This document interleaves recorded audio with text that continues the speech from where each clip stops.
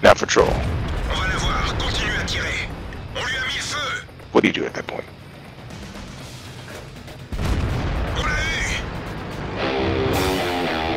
Ether. I got this.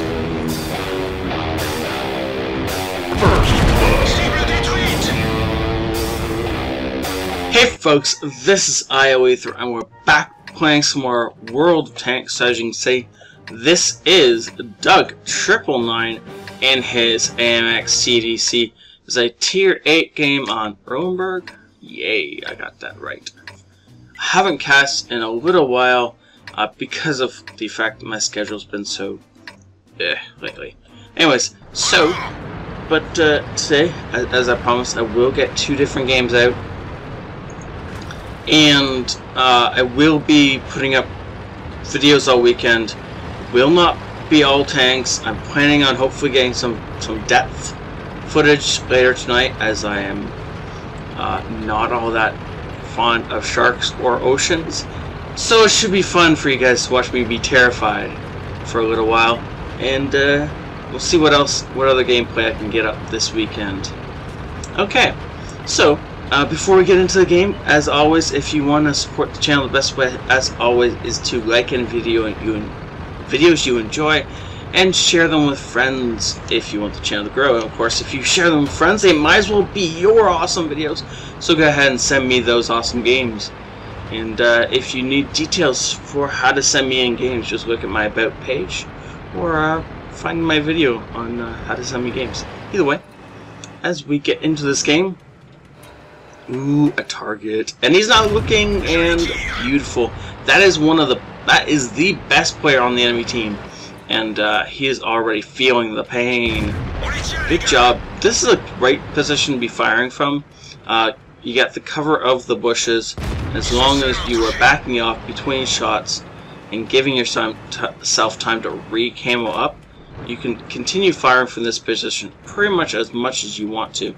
Now, we do have that object who's very definitely awaiting us, but Doug is just continually putting in shots, and these guys, as much as they must know he's here, they're not paying attention. Ooh, I thought that shot on the prototype was going to miss, but no, Doug sneaks it in.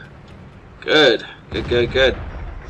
So, effectively covering, sadly bouncing off the prototype, probably hit the turret, or now at this point in time, the prototype has angled himself so that he is less likely to get pens, but you can still see Doug's aiming for those turret cheeks on the prototype.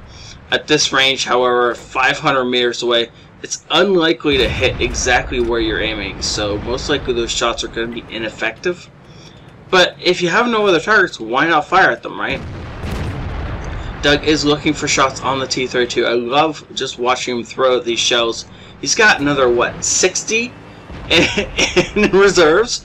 He can throw a few shells. If they miss, they miss. If they bounce, whatever. But if they hit and connect, then they're worth throwing out 3 or 4 other shells just to connect with one, especially when you got this much ammo left.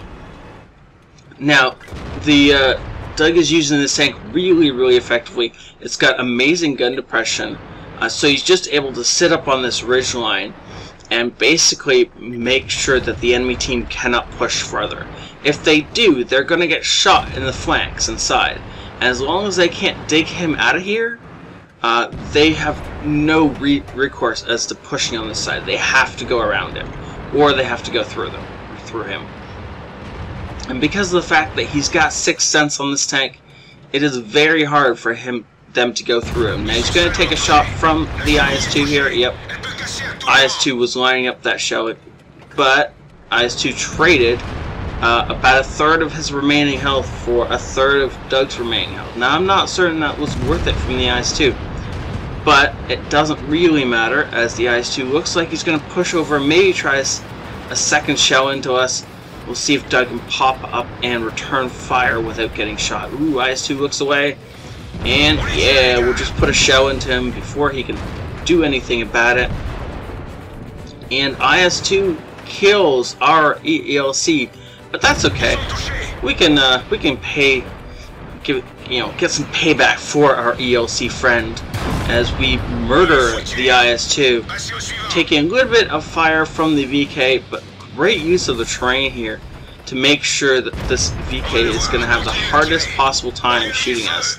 As we light him on fire, it looks like he's going to burn to death. Yeah, that's how you do it. Letting the enemy VK-32OM burn to death, and then tracking the T-32 so we can get around the back of him. There we go. And this guy apparently is not really paying attention, and he's just gonna get murdered up on this hilltop without being able to do anything in return. No! We bounced the killing shot, and yeah, he did 263 damage. So I thought for a second it may have bounced, but no, it didn't. It very definitely didn't. But that's okay. Now, our VK-2801 up here, he manages to take out the prototype. That's great. Now, unfortunately, we're probably not going to get to this IS-6 on the other side of the map.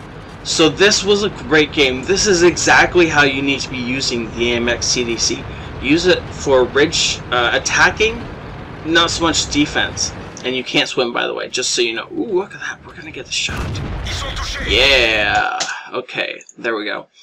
The great gun depression on this tank and the great speed means you can jump up on a ridge, fire shells, and retreat before anyone can do anything about it. And you saw the amazing gun depression earlier in this battle when we were up on that ridge.